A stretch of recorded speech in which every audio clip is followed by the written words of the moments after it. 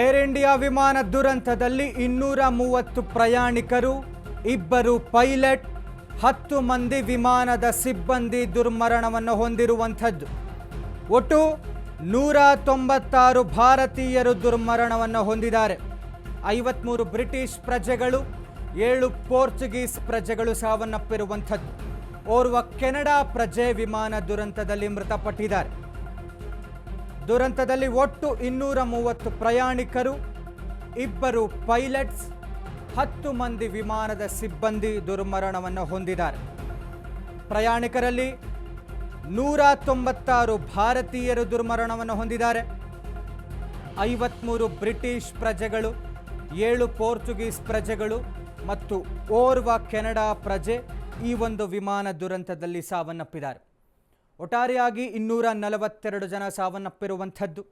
ಅದರಲ್ಲಿ 232 ಪ್ರಯಾಣಿಕರು, 10 ಮಂದಿ ವಿಮಾನ ಸಿಬ್ಬಂದಿ, 2 ಪೈಲಟ್ ಸಾವನ್ನಪ್ಪಿರುವಂಥದ್ದು. ಅದರಲ್ಲಿ 196 ಭಾರತೀಯರು ಸಾವನ್ನಪ್ಪಿರುವಂಥದ್ದು. 53 ಬ್ರಿಟಿಷ್ ಪ್ರಜೆಗಳು, 7 ಪೋರ್ಚುಗೀಸ್ ಪ್ರಜೆಗಳು ಮತ್ತು ಓರ್ವ ಕೆನಡಾ ಪ್ರಜೆ. ಅಹಮದಾಬಾದ್ನಿಂದ ಹೊರಟಂತಹ ಈ ಒಂದು ಏರ್ ಇಂಡಿಯಾ ವಿಮಾನ ಲಂಡನ್ ಕಡೆಗೆ ಪ್ರಯಾಣವನ್ನು ಬೆಳೆಸಿತ್ತು. ಬರೀ ನಮ್ಮ ಸ್ವದೇಶಿ ಪ್ರಯಾಣಿಕರು ಅಷ್ಟೇ ಅಲ್ಲದೆ ವಿದೇಶದ ಪ್ರಯಾಣಿಕರು ಕೂಡ ಅಲ್ಲಿಗೆ ಪಯಣವನ್ನು ಬೆಳೆಸಿದ್ರು. ಡೆಲ್ಲಿ ಮುಖೇನ ವಯಾ ಅಹಮದಾಬಾದ್ ಹೊರಟಿದ್ದಂತಹ ಈ ಒಂದು ಏರ್ ಇಂಡಿಯಾ ವಿಮಾನ ಮಧ್ಯಾಹ್ನದ ಹೊತ್ತಿಗೆ ಆದಂತಹ ಈ ಒಂದು ದುರಂತ, ಈ ಒಂದು ದುರಂತದಲ್ಲಿ ಒಟ್ಟಾರೆಯಾಗಿ 242 ಜನ ಸಂಪೂರ್ಣವಾಗಿ ಸುಟ್ಟು ಕರಕಲಾಗಿ ಸಾವನ್ನಪ್ಪಿರುವಂಥದ್ದು. ಅದರಲ್ಲಿ 10 ಜನ ವಿಮಾನ ಸಿಬ್ಬಂದಿ ಸೇರಿದಂತೆ 2 ಪೈಲಟ್ಸ್ ಇದ್ದರು ವಿಮಾನಕ್ಕೆ.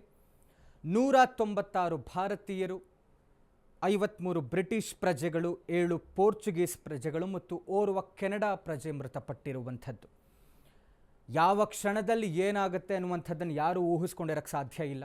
ಅಂಥದ್ರಲ್ಲಿ air India, so called great company air India ವಿಮಾನದಲ್ಲಿ ಈ ಥರದ ಒಂದು ದುರಂತ ಆಗುತ್ತೆ ಅಂತ ಯಾರೂ ಕೂಡ ಊಹಿಸಿರೋಕ್ಕೆ ಸಾಧ್ಯ ಇಲ್ಲ. ಇನ್ಫ್ಯಾಕ್ಟ್ ಇದರಲ್ಲಿ ಗುಜರಾತ್ನ ಮಾಜಿ ಮುಖ್ಯಮಂತ್ರಿಗಳು ಕೂಡ ಇದರಲ್ಲಿ ಪ್ರಯಾಣವನ್ನು ಬೆಳೆಸಿದರು.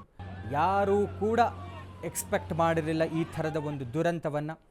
All of a sudden 2 kilometre ಪ್ರಯಾಣ ಬೆಳೆಸುವಷ್ಟರಲ್ಲಿ ಇಂಜಿನ್ನಲ್ಲಿ ಕಾಣಿಸಿಕೊಂಡಂತಹ ಒಂದು ಟೆಕ್ನಿಕಲ್ ಇಶ್ಯೂ ಪೈಲಟ್ನ ಗಮನಕ್ಕೆ ಬರುತ್ತೆ.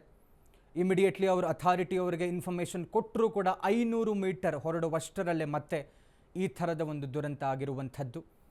ಹಾಸ್ಟೆಲ್ನ ಬಿಲ್ಡಿಂಗ್ಗೆ ಆ ವಿಮಾನ ಹೊಡೆಯುತ್ತೆ. ವಿಮಾನದಕ್ಕೆ ಕೂಡಲೇ ಬೆಂಕಿ ಹತ್ತಿಕೊಳ್ಳುತ್ತೆ, ದಟ್ಟವಾದಂತಹ ಹೊಗೆ ಆವರಿಸಿಕೊಳ್ಳುತ್ತೆ. ಅಷ್ಟೂ ಜನ ಏಕಾಏಕಿ ಸುಟ್ಟು ಕರಕಲಾಗಿ ದಾರುಣವಾದಂತಹ ಸಾವನ್ನಪ್ಪುತ್ತಾರೆ. ಅಷ್ಟೇ ಅಲ್ಲದೆ ಹಾಸ್ಟೆಲ್ನಲ್ಲಿದ್ದಂತಹವರಿಗೂ ಕೂಡ ಒಂದಷ್ಟು ಸಾವು ನೋವುಗಳನ್ನು ಅವರು ಕೂಡ ನೋಡಬೇಕಾಗತ್ತೆ. ತತ್ಕ್ಷಣಕ್ಕೆ ಅಲ್ಲಿಗೆ ಅಗ್ನಿಶಾಮಕ ದಳದವರು ದೌಡಾಯಿಸ್ತಾರೆ, 7 ವಾಹನಗಳಲ್ಲಿ ಹೋಗ್ತಾರೆ.